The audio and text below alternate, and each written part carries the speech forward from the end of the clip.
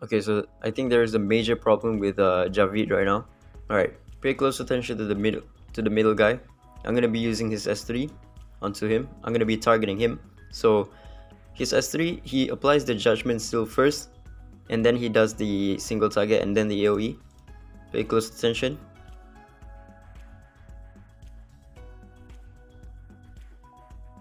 There, as you can see, there was no red number on the middle guy. All of the red numbers went to the front dude.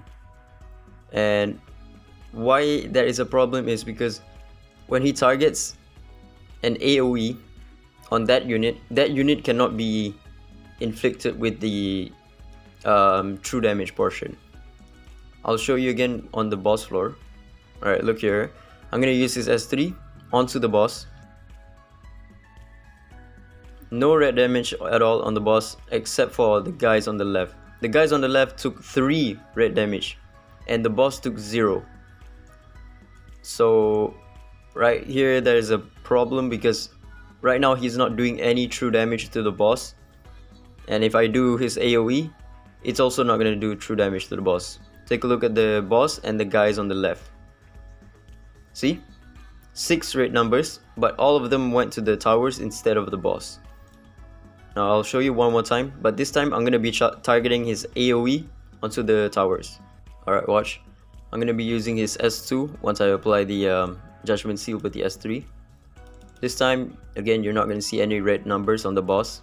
It's going to go all to the towers.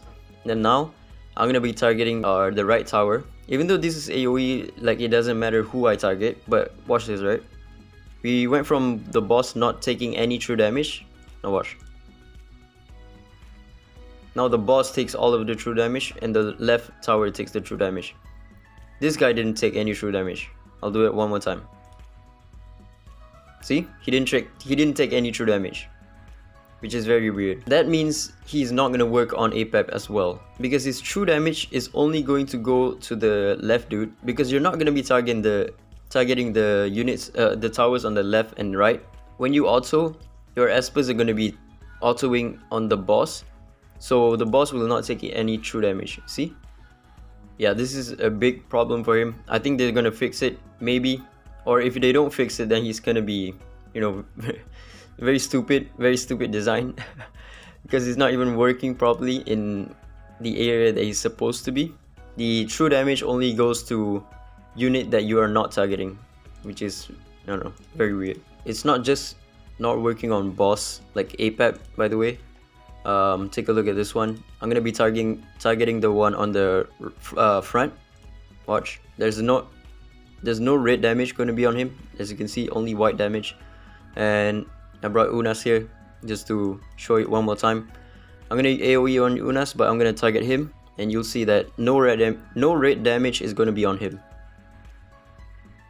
There, see? It went everywhere except for this guy. I don't know, it's a really weird interaction.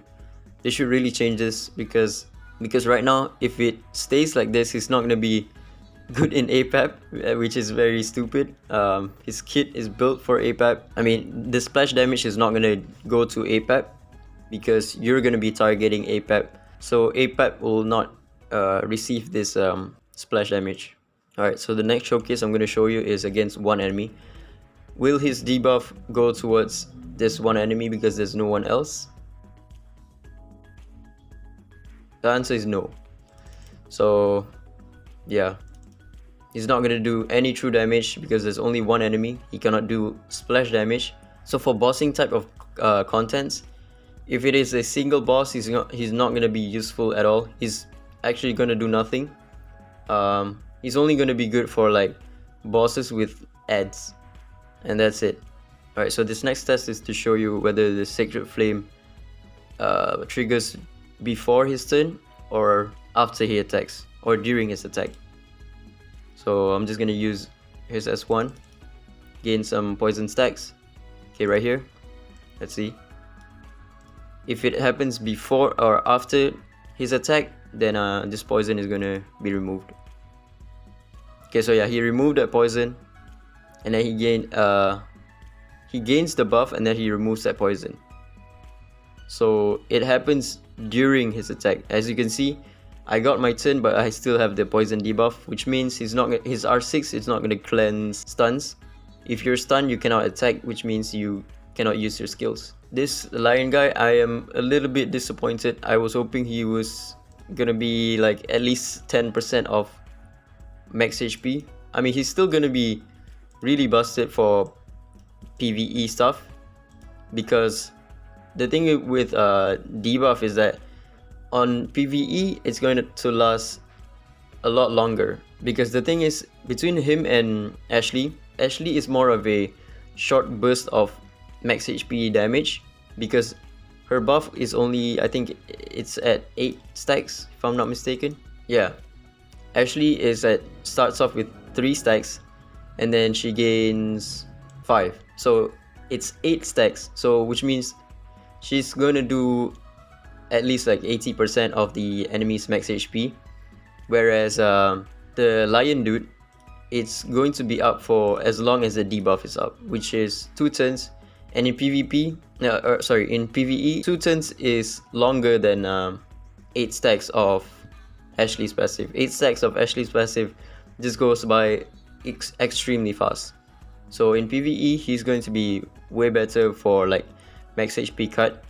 But in PvP, number 1, he is a debuff based character, which means he is not going to perform as well as Ashley, because Ashley, she just needs to use S3 and then all of your allies that crit is going to do 10% damage. But this guy, you need to land the debuff, so if the enemy has will runes or light above runes, or if they're immune like hide, so most teams are gonna have hide, so that's one enemy that cannot be debuffed.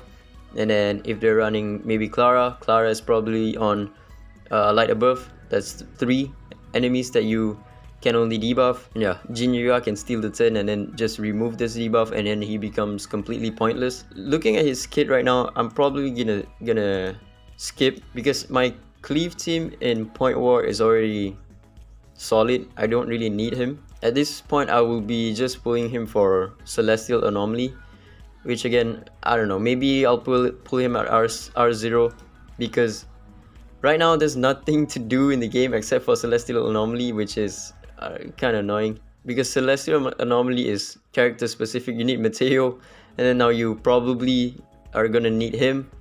You also need Shenpin to compete in like the world ranking, or if you want to compete there. But yeah, I think that's about it. Ciao.